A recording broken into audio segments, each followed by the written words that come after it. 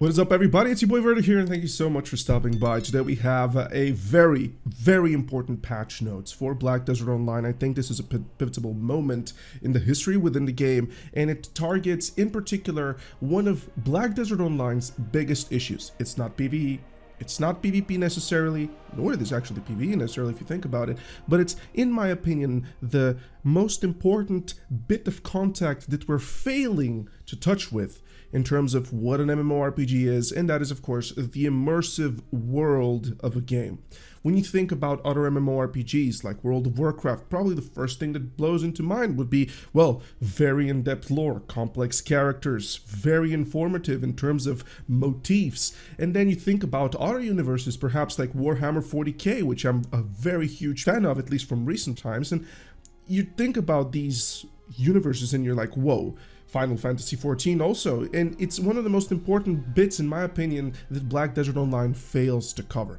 We've had the announcement recently that the reworking of many quest chains will appear, and Pearl Abyss will be focusing more or less on providing a more immersive story that would introduce Black Desert Online to the people, and will have a huge portion of the player bases from other games or, you know, people that like lore stick in, because that's one thing that we do not have in Black Desert Online. We do not have lore that gets people excited, or if there is lore that gets people excited, we just are spammed through it, and pretty much the opportunity for players to view this lore, to get excited about these characters, is nullified, pretty nullified. And with today's update, the February 2nd Friday, of course, we are having the Jordine Saga.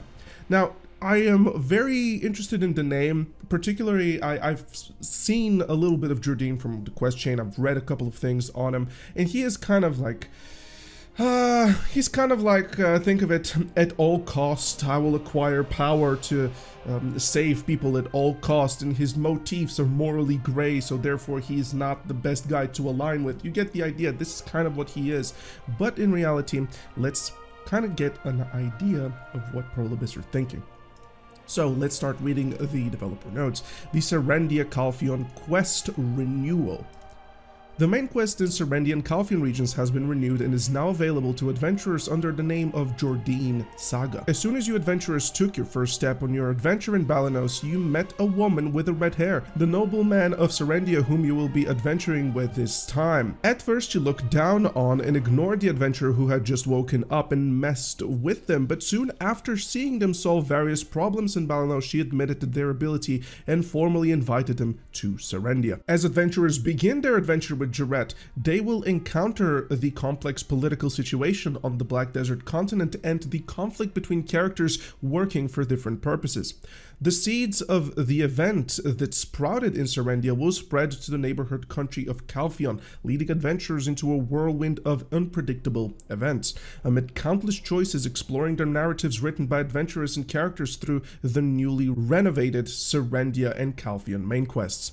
This time too, all lines from the main quest here were fully dubbed, and this is very important, and I'll do a quick pause. Sometimes the dubs are bad, but most often, especially nowadays, especially in this kind of new era that we're approaching in Black Desert Online, the dubs are kind of on point.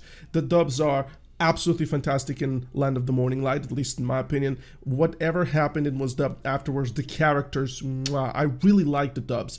And not just that, if you remember those comics that we got in Black Desert Online, Land of the Morning Light, in my opinion, and also they started kind of in the Abyss 1, the Magnus, there was also a very good comic over there. This is peak. This is peak fandom right there. It just does fan service. It just always pays out. I want these all the time, as many as possible. They are simply fascinating. The art style is unique. You can't really mistake it for anything else, at least I personally can't. And this is something, in my opinion, Pearl Abyss should really put a finger on and say, we are doing comics from now on, as we did for the Abyss 1, the Magnus, Land of the Morning Light, etc. They're fantastic. You can enjoy the passionate performance of the best voice actors. In addition to reflecting the opinions previously expressed by adventurers, we actively utilized illustrations so that the background knowledge needed to understand the story can be obtained just by completing the main quest. This is so important. I made a short about this. I literally spoke about this months ago, saying how it's incredibly important for the person that skips the quest chain, for the person that doesn't want to read, to still get the story. This is something that BDO doesn't have. Right now, literally, we're talking about people that are spam and they have no idea what they're killing. They have no idea at any given point in time what are they doing there. So I spoke about how quest objectives need to be a very quick summary onto why, for an example, you're going to the place that you're going. If you go into Mountain of Eternal Winter, for an example, there is a quest right there that tells you go kill 6 of these, their tents and stuff. But why don't you say, for an example, why don't you paraphrase and say that they're collaborating on attacking the nearby village? Now you have an idea. Oh wait, these guys aren't just there. We're not just engaging on them for the sake of killing them. Oh wait, they're actually amassing forces to invade, so we're there to stop them. This puts a player in kind of this moment of, hey, at least I know what's going on. In addition, for the cutscenes provided in the existing main quest, all lines were re-recorded. Let me just scroll down, based on this adaptation, and the quality of the sound effects and background music was raised several levels higher. This is actually great. Video music is actually kind of poggers. If you haven't listened to the Odraxia OST, please go do. That's one of the most grim music that excites you at the same time. In my opinion, everything that happened with the Odraxia as a continent release, it's just flat out amazing. Also, sorry that it got a little bit dark here. I guess the sun decided to hide from me, and there we go. All right, let's keep on reading this. Of course, there are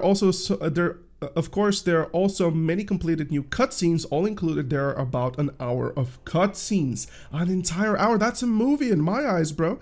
Unfortunately, the Kazarka side story that was introduced in the last Calphion Ball was not included this time. We will work hard to develop it and to do our best to show it to you in time. Happy New Year, and I hope you have fun adventures in Serenity and Calphion. Thank you so much, by the way, for this. And I was so excited about the Kazarka, because Kazarka, in my eyes, is pretty much the Eldritch horror of Black Desert Online. It is a character that has an opportunity of introducing proper villainy inside the world of Black Desert, and I will make a video about Kazarka. I think it will be a very fun one. It's going to be out, if not this month, then probably in March at the start, but it's going to be great, guys. I'll follow up this through quite intensely.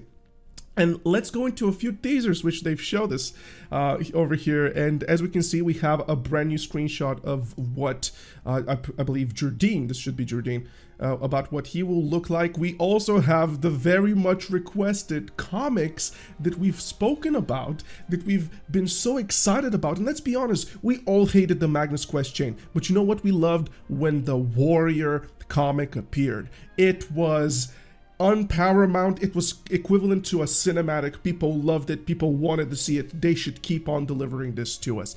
And as we see some sort of this particular, I believe, a dramatic footage. I believe this is in the town right above Calphion with the nobles. As you can see, there is a noble over here. At least it kind of reminds me of that scenery. And then, of course, we have the Serendian lion, of course, behind Jordine. Basically, in my opinion, this is a little bit of a kind of highlighting the fact of his betrayal, etc. Overall, fellas, I believe this is a complete win for Black Desert Online. You might not be a fan of BDO, but you cannot at any given point say that lore doesn't matter, because lore is what keeps a community going. Everybody is taking parts of the lore at any given point, and the most important bit, in my opinion, is that Pearl Abyss are addressing it, and I think it's going to be great. I am going to cover this. It's so good. I'm going to cover this. I've been thirsting for proper lore. I've been thirsting for proper narration. I think we actually got it.